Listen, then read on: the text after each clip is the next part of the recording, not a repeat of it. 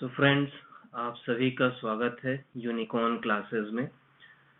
ये क्लासेस उन सभी दर्शकों के लिए है जो न्यूज़पेपर पढ़ने का शायद समय नहीं निकाल पाते या समय निकालने के बावजूद द हिंदू या इंडियन एक्सप्रेस जैसे न्यूज़पेपर की कठिन लैंग्वेज के कारण वो समझ नहीं पाते, और देश देशांतर में जो भी इस वक्त इम्पोर्टेंट टॉपिक्स चल रहे हैं उन पे जो बड़े लेखकों के क्या व्यूज हैं, सुप्रीम कोर्ट के क्या जजमेंट्स हैं, बड़े प्रेस रिपोर्टर्स के उस पे क्या लेख आए हैं, उनको समझने में वो असमर्थ रहते हैं।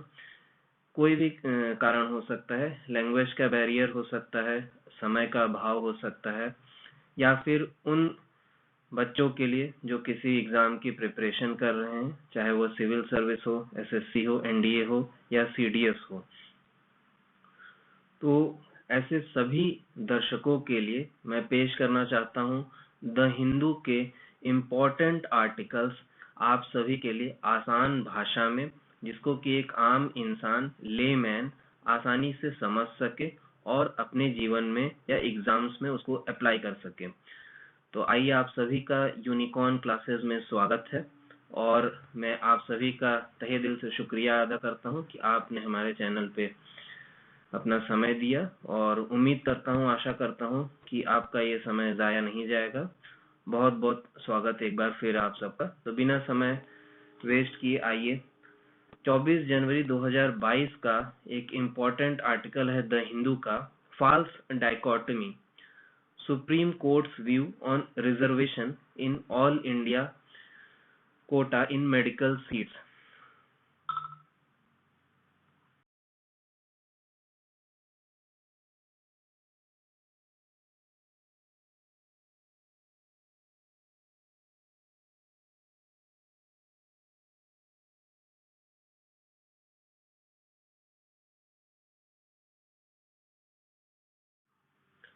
तो आइए इसमें आगे बढ़ते हैं। सबसे पहली चीज तो ये पूरा आर्टिकल दो मेन चीजों में रिवॉल्व करता है, दो मेन टॉपिक्स हैं। पहला है misleading merit versus reservation debate, दूसरा है all India Kota AIQ of medical seats. Now let us discuss both the topics in detail. हम देखते हैं आगे डिटेल में विस्तार पूर्वक कि ये दोनों टॉपिक्स क्या हैं, इनके अंदर क्या बातें कही गई हैं, कॉन्स्टिट्यूशन में, सोसाइटी में ये कैसे रिलेटेड है, और कैसे ये मामला सुप्रीम कोर्ट में पहुंचा और सुप्रीम कोर्ट की इस पे क्या टिप्पणी आई है, क्या जजमेंट आया है। तो सबसे पहले तो जो हेडिंग है इस टॉपिक की वो है फॉल्स डाइकोटमी। फॉल्स डाइकोटमी का मतलब होता है, शाब्दिक अर्थ होता है झूठा विरोधाभास। सुप्रीम कोर्ट का कहना है कि मेरिट वर्सेस रिजर्वेशन की डिबेट ही गलत है, यानी कि मेरिट वर्सेस रिजर्वेशन डिबेट ये मिसलीडिंग है। अब सबसे पहले आते हैं, हमें समझना होगा कि रिजर्वेशन क्या है, मेरिट क्या है, और ये कैसे डिबेट ये समाज में है। इस पे आगे बढ़ने से पहले आप से कहना चाहूंगा, समाज में हम अक्सर आपस में लोगों को कहते हुए सुनते हैं, हम खुद भी शायद ये कई बार कहते हैं कि अरे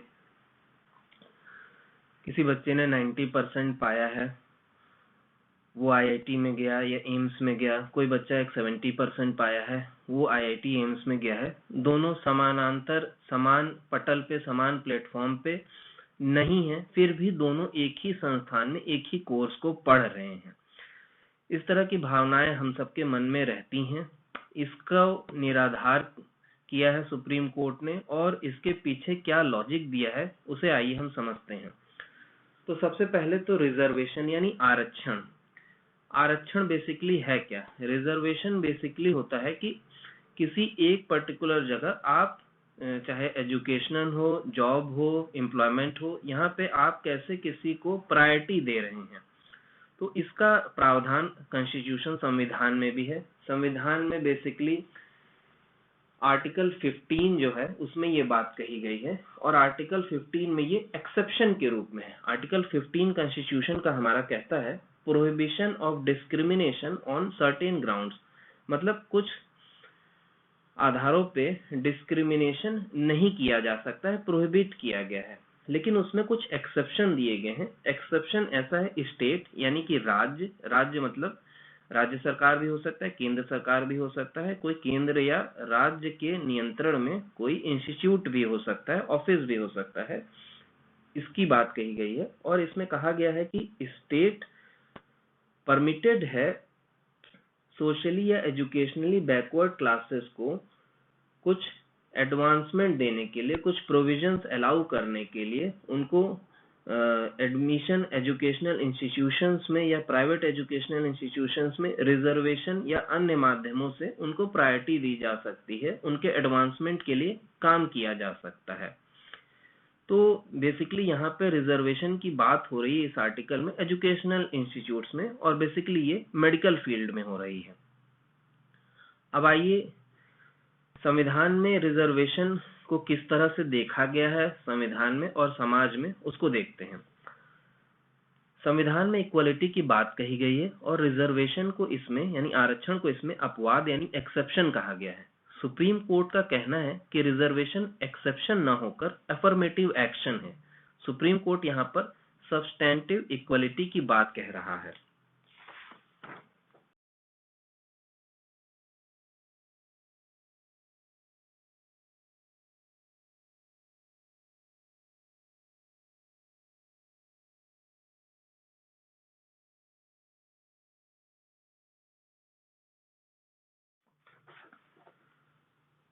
पूरा मुद्दा अभी फिलहाल मेडिकल सीट्स के ऑल इंडिया कोटा का है, और आगे बढ़ने से पहले कुछ बातें हमें जानने की जरूरत है।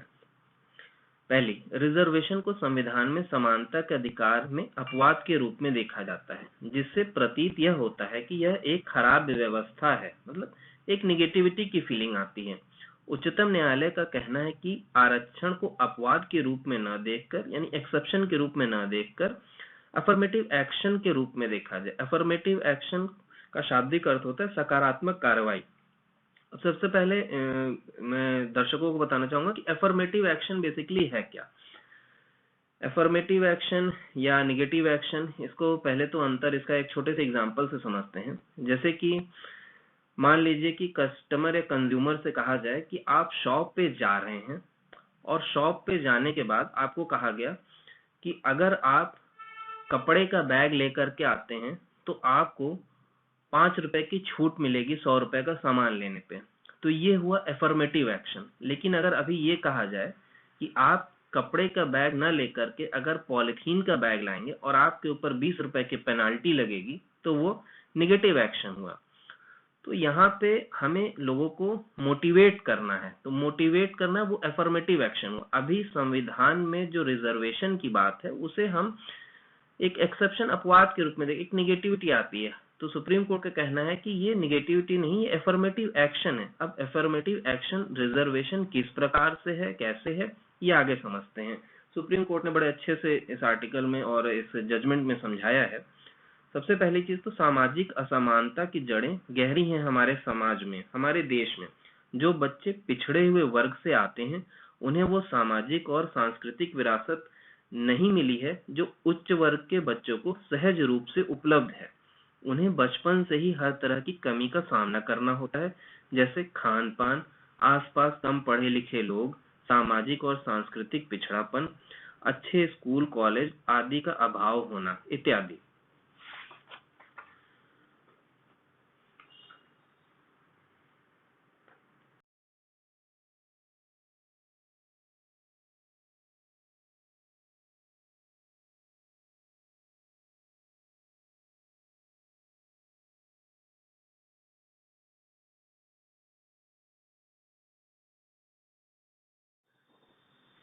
अब ऐसे में प्रतियोगी परीक्षाओं में केवल मेरिट यानी प्राप्तांकों के आधार पर छात्रों की क्षमता का आकलन नहीं किया जा सकता है, क्योंकि ऐसा करने से छात्र के पारिवारिक परिवेश, विद्यालय, सामाजिक स्थिति जो कि उसे बचपन से मिली थी, जिस परिवार में वह पैदा हुआ पला बढ़ा, उसको अनदेखा किया जाएगा। कहने का मतलब है कि ढांचागत विषमताएं जो समाज में व्याप्त हैं उन्हें नजरअंदाज नहीं किया जा सकता है। अब आइए समझते हैं all India Kota AIQ central pool है क्या। ऑल इंडिया कोटा बेसिकली है स्टेट्स के, राज्यों के जो मेडिकल कॉलेजेस हैं उनसे संबंधित है। एक तो आप सभी को पता होगा कि एजुकेशनल इंस्टीट्यूट्स अगर हम डिवाइड करें मोटा मोटा तो दो तरह के होते हैं। एक एजुकेशनल इंस्टीट्यूट्स जो सेंट्रल गवर्नमेंट रन करती है, फंडिंग और सारी चीजें सेंट्रल गवर्नमेंट करती है। दूसरी स्टेट गवर्नमेंट जो एजुकेशनल इंस्टीट्यूट्स रन करती हैं। स्टेट गवर्नमेंट्स के जो मेडिकल इंस्टीट्यूशंस होते हैं उनमें नॉर्मली डोमिसाइल की रिक्वायरमेंट होती है। जैसे मैं उत्तर प्रदेश का हूँ और मैं उत्तर प्रदेश के मेडिकल कॉलेज में एडमिशन लेना चाह रहा हूँ, तो मेरे लिए डोमिसाइल की रिक्वायरमेंट फुलफिल होती है। लेकिन मैं अगर चाहूँ कि मैं मध्य प्रदेश के एजुकेशनल इंस्टीट्यूट मेडिकल इंस्टीट्यूट में दाखिला लेना चाहूँ, तो मेरे लिए डोमिसाइल रिक्वायरमेंट अगर रहेगी उस स्टेट की, तो मैं उसमें एडमिशन नहीं ले सकता हूँ। अब ऐसे में होता क्या है कि बहुत से छात्र जो एडमिशन लेने के इच्छुक हैं या वो डिजर्व करते हैं अच्छे इंस्टीट्यूट्स में पढ़ना, कई बार डोमिसाइल के रिक्वायरमेंट के चलते वो अपने मनचाहे कॉलेज में एडमिशन नहीं ले पाते हैं। इस विषमता को दूर करने के लिए all India Kota central pool की योजना लाई गई थी। और ये all India Kota central pool ये 1986 में स्टार्ट किया गया था। इसके अंतर्गत स्टेट्स के जो कॉलेज हैं, राज्यों के जो मेडिकल इंस्टीट्यूट्स हैं, वहां पे ग्रेजुएशन में 10% सीटें तथा पोस्ट ग्रेजुएशन में 50% सीटें सेंट्रल पूल में एलोकेट करनी पड़ती हैं। माने कि एग्जाम्पल उदाहरण के तौर पे अगर देखें, उत्तर प्रदेश का अगर कोई मेडिकल कॉलेज है और उसमें अंडर ग्रेजुएशन में यदि 100 सीट हैं, तो 90 पे एडमिशन तो वो अपने तहत अपने डोमिसाइल रिक्वायरमेंट के अनुसार करेगा, लेकिन 10 सीटें उसे सेंट्रल पूल में डालनी होंगी अंडर ग्रेजुएशन वाले कोर्स में। वहीं पोस्ट ग्रेजुएशन वाले कोर्स में 100 में से 50 सीटें उसे सेंट्रल पूल में डालनी पड़ेगी। तो इस तरह से भारत के जितने भी राज्य हैं वो अपने यहाँ के मेडिकल इंस्टीट्यूट्स के जितनी भी सीटें हैं उसमें अंडर ग्रेजुएशन की 10% तथा पोस्ट ग्रेजुएशन की 50% सीटें सेंट्रल पूल में डालते हैं। ये सारी सीटें इकट्ठा होती हैं। अब यहाँ पे एडमिशन होता है सेंट्रल पूल में, तो इसमें उत्तर प्रदेश का बच्चा या मध्य प्रदेश का बच्चा जो भी छात्र है वो केरला, तमिलनाडु, उत्तराखंड, हिमाचल प्रदेश किसी दूसरे अन्य स्टेट में भी अपने मनचाहे इंस्टीट्यूट में जाकर के पढ़ाई कर सकता है। तो छात्रों की जो एक समस्या थी कि वो अपने मनचाहे इंस्टीट्यूट में नहीं पढ़ पा रहे हैं, उसे दूर किया गया था central pool all India Kota के माध्यम से। ये बहुत ही अच्छी चीज है। अब इसमें बात आती है आरक्षण की। तो सबसे पहले तो आरक्षण की शुरुआत की गई थी SC/ST वर्ग, शेड्यूल्ड कास्ट और शेड्यूल्ड ट्राइब्स को आरक्षण दे करके, और ये लगभग 2 दशक बाद स्टार्ट हुआ था। 1986 में ऑल इंडिया कोटा की व्यवस्था आई थी और 2007 में कोर्ट ने अलाउ किया SC शेड्यूल कास्ट के लिए 15% एवं ST शेड्यूल ट्राइब्स के लिए 7.5%, 7.5% की रिजर्वेशन के साथ ये स्टार्ट किया गया था। अब हाल ही में जुलाई 2021 में 27% reservation OBC other backward classes को दिया गया है।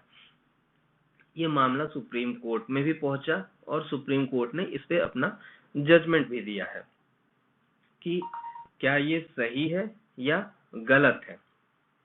तो कोर्ट का कहना है कि रिजर्वेशन मेडिकल इंस्टीट्यूट्स में OBC को और बाकी वर्गों को देना सही है। यहाँ मैं बताना चाहूंगा कि इकोनॉमिकली वीकर सेक्शंस के लिए भी 10% आरक्षण रिजर्वेशन की व्यवस्था की गई है। तो कुल मिलाकर के यहाँ पे SC, ST, OBC एवं EWS सभी के लिए आरक्षण की व्यवस्था की गई है। सुप्रीम कोर्ट ने इसमें अपने जजमेंट में कहा है कि केवल एक प्रतियोगी परीक्षा का एग्जाम लेने और उसमें जो मार्क्स आए हैं प्राप्तांकों के आधार पर छात्र की क्षमता का मूल्यांकन नहीं किया जा सकता है, क्योंकि वो किस पारिवारिक परिवेश से, विद्यालय, सामाजिक स्थिति, उसके आसपास का माहौल उससे आया है, उसने बहुत सी कठिनाइयों का सामना किया गया होगा। तो इन सभी को आधार मानते हुए उसे आगे बढ़ने का मौका देने के लिए रिजर्वेशन की व्यवस्था सही है और ये एफर्मेटिव एक्शन है। तो सुप्रीम कोर्ट ने रिजर्वेशन की व्यवस्था को सही बतलाया है और इसको एक्सेप्शन न मानते हुए इसको एफर्मेटिव एक्शन माना है। साथ ही साथ सुप्रीम कोर्ट का कहना है कि न केवल अंडर ग्रेजुएशन की सीट्स में बल्कि पोस्ट ग्रेजुएशन में भी आरक्षण की व्यवस्था सेम यही रहेगी, यही लागू रहनी चाहिए, क्योंकि केवल अंडर ग्रेजुएशन MBBS या BDS जो भी अंडर ग्रेजुएट के मेडिकल कोर्सेज उनको कर लेने के बाद से सभी छात्र समान प्लेटफॉर्म, समान पटल पर नहीं आ रहे हैं, क्योंकि उनका जो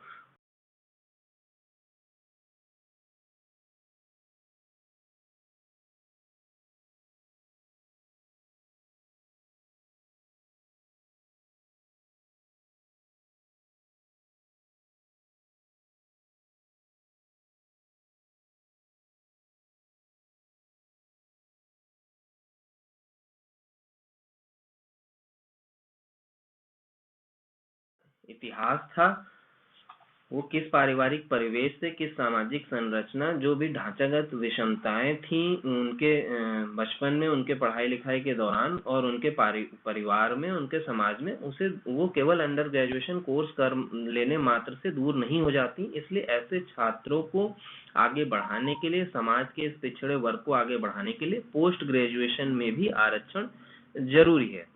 तो ये एक बहुत ही लैंडमार्क जजमेंट माना जाएगा और इसके माध्यम से सुप्रीम कोर्ट ने यह साफ कर दिया है कि आरक्षण हमारे समाज में किस प्रकार जरूरी है और इसको गलत तरीके से न देख करके पॉजिटिव वे में हमें देखना चाहिए। कैसे ये जरूरी है, कैसे ये हमारे समाज की कुछ विकृतियों को दूर करने में सक्षम है और आगे ये सक्षम होगा, छात्रों को और उस पिछड़े वर्ग को आगे बढ़ाने में ये सहयोग देगा। उम्मीद करता हूँ आपको ये आर्टिकल समझ में आया होगा बहुत ही बेहतर ढंग से।